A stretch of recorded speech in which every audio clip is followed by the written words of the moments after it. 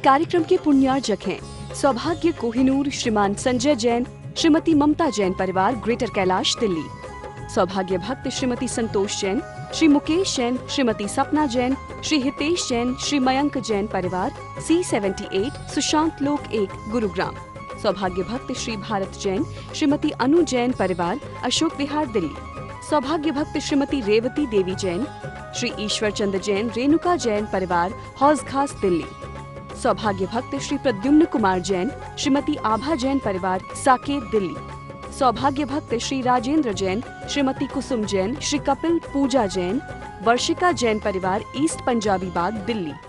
महानुभाव, देहरा स्थित श्री चंद्र प्रभु भगवान के चरणों में श्री चंद्र प्रभु हम मंडल विधान संपन्न हुआ। जैनागम में पूजन करने के, पाठ करने के, विधान करने के लिए नक्षत्र, बार, दिन, इनको देखो ना देखो, लेकिन आपके भाव निर्मल हैं, शुद्ध हैं, विशुद्ध हैं। इस बात को आपको जरूर देखने का प्रयास करना चाहिए। हमारे यहाँ पर जैनागम में, जैन धर्म में भगवान की पूजन, भगवान की विधान, भगवान की आराधना, इन सब का एक विशेष महत्व होता है। बहुत सारे ऐसे जीव होते हैं जो मंदिर जी में जाते हैं, भगवान के दर्शन करते हैं, चावल चढ़ाते हैं और अपने घर की ओर आ जाते हैं। उनको यह नहीं पता होता कि जो हम चावल चढ़ा कर आए हैं तो चावल हम क्यों चढ़ा रहे हैं, चावल चढ़ाते समय हमें क्या बोलना चाहिए, चावल चढ़ाने के पीछे हमारा क्या उद्देश्य है, क्या हमारा भाव है। और बहुत सारे ऐसे लोग होते हैं जो चावल चढ़ाते हैं और उनको मंदिर के मूल नायक भगवान का नाम पता होता है, ओम ह्रीम चिंतामणि पार्षणाधिराय नमः अर्घ्यं निर्वापयन्ति स्वाहा, बाकी उनको उसके बाद कुछ पता नहीं। और बहुत सारे ऐसे लोग होते हैं जिनको पता होता है कि जब मंदिर में चावल चढ़ाएं तो पंच ढेरी चढ़ाएं, जिनवाणी के सामने चावल चढ़ाएं तो 4 मुट्ठी चढ़ाएं, और गुरुओं के सामने चढ़ाएं तो 3 बार चढ़ाएं। ये बहुतों को मालूम होता है, लेकिन क्यों 5 बार चढ़ाएं, 4 बार चढ़ाएं, 3 बार चढ़ाएं, तो इसके बारे में जानकारी नहीं है। 5 बार हम क्यों चढ़ाते हैं कि पंच परमेष्टि का प्रतीक है, या फिर भगवान जो पंच कल्याणकों से शोभित है, गर्भ कल्याणक, जन्म कल्याणक, तप कल्याणक, ज्ञान कल्याणक और निर्वाण अर्थात मोक्ष कल्याणक, इस पंचकल्याणकों से सुशोभित हैं, पंच परमेष्टि का प्रतीक है। इसलिए पंच ढेरी को चढ़ाने का हम लोग प्रयास करते हैं। उसके बाद में माँ जिनवाणी के सामने जब 4 बार पुण्य चढ़ाते हैं, अरिहंत सिद्ध आचार्य उपाध्याय साधु, गर्भ जन्म तप ज्ञान निर्वाण पंचकल्याणक, ये 5 बार तो 5 उद्देश्य मान लीजिए, इसको ऐसा मान लेते हैं। लेकिन जब जिनवाणी के सामने चढ़ाते हैं तो 4 अनुयोग के जो प्रतीक हैं, प्रथमानुयोग, करणानुयोग, द्रव्यानुयोग, चरणानुयोग, या प्रथमानुयोग, करणानुयोग, चरणानुयोग, द्रव्यानुयोग, प्रथमम कर्णम चरणम द्रव्यम नमः, यह चारों अनुयोग के प्रतीक होने से क्या करते हैं कि वहाँ पर इनके हम लोग 4 ढेरी चावल चढ़ाते हैं। उसके बाद गुरु के सामने 3 क्यों चढ़ाते हैं, तो सम्यक दर्शन, सम्यक ज्ञान और सम्यक चारित्र। गुरु रत्नत्रय का मार्ग है, रत्नत्रय का मार्ग पर चल रहे हैं। और रत्नत्रय का मार्ग क्यों है, क्योंकि वह हमें रत्नत्रय के मार्ग पर बढ़ा रहे हैं, उनके जैसे गुणों की हमारे अंदर प्राप्ति हो, इस हेतु हम यहाँ पर चावल चढ़ाते हैं। तो ये बात तो हुई दर्शन करते समय कैसे चावल चढ़ाना चाहिए। आज यहाँ पर विधान संपन्न हुआ। विधान में आप सभी लोगों ने चंदा प्रभु भगवान की विशेष आराधना की।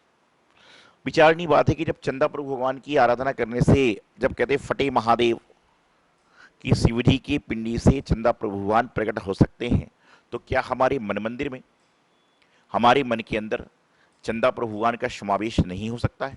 बिल्कुल हो सकता है। अंतर सिर्फ इतना सा है कि जहाँ पर जब पिंडी फट गई, क्यों फट गई, क्योंकि वहाँ पर जो नमस्कार हो रहा था वह श्रद्धा सहित, भक्ति सहित, मन में शुभ भावों को लेकर हो रहा था। और आज हमारा जो नमस्कार हो रहा है वह कैसे होता है? हमारा नमस्कार कुछ तो फॉर्मेलिटी में हो रहा है, कुछ तो दिखावे में हो रहा है, कुछ तो सिर्फ हो रहा है क्योंकि घर वालों ने कह रखा है। बचपन में जब बच्चे मंदिर जाते थे तो सिर्फ इसलिए जाते थे कि माता पिता कहते थे मंदिर जाओ, भगवान के दर्शन करो, तुमको चॉकलेट मिलेगी। तो बच्चा पहले चॉकलेट के लोभ में मंदिर जाता है, लेकिन बाद में चॉकलेट बांटने भी जाने लगता है। हालांकि जनरल में चॉकलेट खाना वर्जित है। एक उदाहरण दे रहा हूं, पहले लोभ में जाते हैं, फिर लोभ को समाप्त करके दूसरों को बांटने के लिए जाते हैं। यही तो है, पहले प्राप्त करते हैं और प्राप्त करने के बाद हम लोगों को प्राप्त करवाने का प्रयास करते हैं। अच्छी बात है। जिस तरह से ज्ञान का हम अर्जन करते हैं और उसके बाद जब ज्ञान अर्जन हो जाता है तो लोगों को भी ज्ञान देने का प्रयास करते हैं, तो जीवन में हमेशा हमें इसी भाव के साथ, इसी कार्य के साथ, इसी भावना के साथ सारे के सारे काम करना चाहिए। आपके जीवन में बहुत सारी वस्तुएं हैं, बहुत सारे विषय हैं, बहुत सारी बातें हैं, और उन सब बातों का मुख्यतः कारण यही है कि जो हमारे पास में है उसका हम आनंद नहीं ले पा रहे, और जो हमारे पास में नहीं है उसकी चिंता में हम दुखी चल रहे हैं। तो हमें क्या करना चाहिए कि अपने जीवन में हमेशा एक कार्य यह करें, हम अपने जीवन में हमेशा इस वस्तु का ध्यान रखें कि जो हम भगवान जी की विधान करते हैं, आराधना करते हैं, पूजन करते हैं, इन सब को करने का मुख्य उद्देश्य हमारा क्या है। तो हमारा मुख्य उद्देश्य यह है, सबसे पहले तो मन की शांति। पूजन करिए, विधान करिए, आराधना करिए, इन सब को करने के बाद यदि आपके मन के अंदर शांति का आगमन है, मन के अंदर से मलिनता समाप्त हो रही है और मन आपका प्रभु भक्ति में तल्लीन हो रहा है, तो समझ के चलना कि आपका पूजन करना, विधान करना सार्थक है। यदि नहीं हो रहा तो भी पूजा विधान करिए। यदि प्रभु भक्ति में मन नहीं लग रहा है तो भी पूजा विधान करिए, क्योंकि आज बिना मन से कर रहे हो, कल आप मनपूर्वक तो करोगे। और मैं अक्सर करता हूं कि एक व्यक्ति मंदिर जाता है, एक व्यक्ति को मंदिर आना पड़ता है, लेकिन दोनों के भाव अलग अलग हैं, लेकिन प्रभु के दर्शन तो दोनों को हो रहे हैं। विचारनी बात है। आप कहते ना, मंदिर तो हम बहुत गए पर मन यह मंदिर नहीं हुआ। अरे मन मंदिर हो जाएगा तो तुम बाहर नहीं घूमोगे, फिर तो तुम हमारे संग में आ जाओगे, और संग में आने के बाद ही बड़ा पुरुषार्थ करना पड़ता है। हम भी अपने मन को पूरा मंदिर नहीं बना पाए, क्योंकि मन को मंदिर बना लेते तो मैं आपको प्रवचन देता क्या? मन को मंदिर बना लेता तो मैं लोगों को संग्रह निग्रह करता क्या? मन को मंदिर बना लेंगे तो सीधा प्रभु के तरह मंदिर में बैठ जाएंगे। लेकिन मन को मंदिर नहीं बनाया, लेकिन मन को मंदिर बनाने के प्रयास में लग गए हैं। और आपने क्या किया? आपने क्या किया कि मन को मंदिर बनाने के प्रयास में मंदिर गए। एक व्यक्ति आया, बोले महाराज जी क्या बताऊं, पिछले 5 साल से लगातार मंदिर जा रहा हूं, 10 जोड़ी तो चप्पल चोरी हो गई। पिछले 5 साल से मंदिर जा रहा हूं, 10 जोड़ी तो चप्पल चोरी हो गई। तो मैंने कहा 10 जोड़ी चप्पल तो चोरी हो गई, लेकिन 5 साल में तुमने क्या क्या मंदिर से लेकर? बोले कुछ नहीं लाया। 500 किलो चावल चढ़ा दिए होंगे, 100-200 किलो फल चढ़ा दिए होंगे, और मंदिर में गुल्लों में दान डाल दिए। अरे भाई यही तो मूर्ख है, यही तो मूर्खता की निशानी है कि मंदिर में चढ़ा दिए होंगे। अरे चढ़ाया क्यों है? ये तो तुमने समझ लो कि तुम्हारी थाली में एक सब्जी आ रही है, एक फल आ रहा है, तो ये पूर्व जन्म का पुण्य है कि तुमने कहीं ना कहीं तीर्थ क्षेत्र पर, कहीं ना कहीं जिनालय में, कहीं ना कहीं संतों के आहार में कोई वस्तु दी होगी, किसी करुणा दान में दान दिया होगा, उसके फलस्वरूप आपके पास में आ रहा है। तो जीवन में बहुत सारी व्यवस्थाएं हैं, जीवन में बहुत सारी वस्तुएं हैं, उन सब वस्तुओं का ध्यान रखें। और चंद्र प्रभुवान का विधान करने से मन में चंद्रमा के समान शीतलता आती है। वचन चंद्र के समान शीतल होता है, तन में कोमलता आ जाती है, तन में सादगी आ जाती है। तो हमेशा प्रभु की आराधना करें, प्रभु की पूजन करें, प्रभु के लिए हम अपने भावों को प्रकट करें, जब जाकर हमारे जीवन का कल्याण हो पाएगा। तो प्रभु की पूजन कैसे करें? उदक चंदन तंदुल पुष्प कई, बस अर्घ्य निर्वापति स्वाहा। भाई ये तो पता करो उदक मतलब क्या होता है, तंदुल मतलब क्या होता है।